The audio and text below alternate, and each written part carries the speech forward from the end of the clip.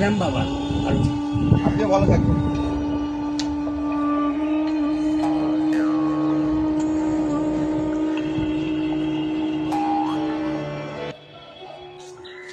ও বলটু ভাই, বলো।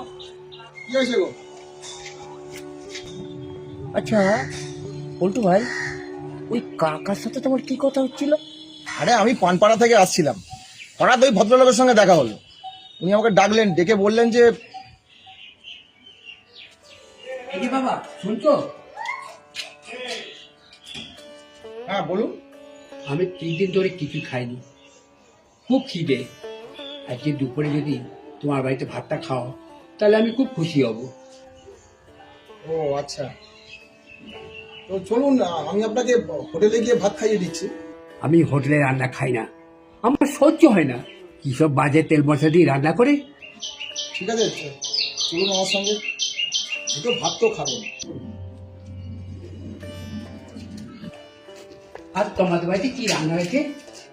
ওই ভাত, বোধহয় বিউলির ডাল, লাল শাক আর বাঁধাকপির তরকারি। এই যা, মাছ হয়নি? আমি তো মাছ ছাড়া খেতে পারি না। না আসলে আজকে আমাদের মাছ হয়নি, গতকাল রাতে আমাদের খাসির মাংস হয়েছিল, ফ্রিজে রাখা আছে, ওখান থেকে বার করে আপনাকে গরম করে দেবো। খাসির মাংস চলবে তো? বলবি কি বাবা, দৌড়বে। চলুন চলুন। তারপর খাওয়া দাওয়া করিয়ে ওনাকে ছাড়লাম। এ বাবা, সবাইকে এইভাবে বলছে 3 দিন ধরে খাইনি। আর সকালেই তো আমার বাড়ির চারপাশে ঘুরঘুর করছিল। আচ্ছা, তারপর সামনে যেতে বললো 3 দিন ধরে কিছু খাইনি। তা আমি বললাম চলুন হোটেলে নিয়ে যাচ্ছি। বললো হোটেলে আমি খাই না। ও তার মানে আমাকে যেটা বলেছে তোমাকেও সেটা বলেছে, হোটেলে খায় না। হ্যাঁ, তাহলে বলছিটা কি? তারপর বাড়িতে নিয়ে গিয়ে ভালো গিয়ে মজমজে পরোটা আর ছোলার ডাল খাওয়ালাম। সে কি গো? ও বেটা সেয়ানা বুড়ো, সবাইকে বলে বলে এইভাবে খাচ্ছে।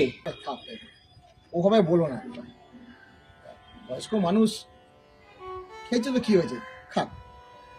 না হয় একটু মানব সেবাই করলে। ভাবো না, ওনার হয়তো ছেলে মেয়েরা আছে, তারা ওনাকে দেখে না, কিংবা ওনার সেই সামর্থ্য নেই যে একটা বৃদ্ধাশ্রমে গিয়ে থাকবে। সেটাও ঠিক কথা বলটু ভাই। এলাম গো দাদা। হ্যাঁ এসো।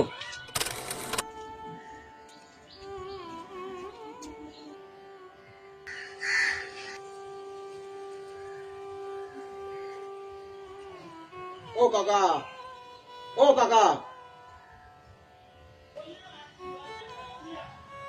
কিছু বলবে?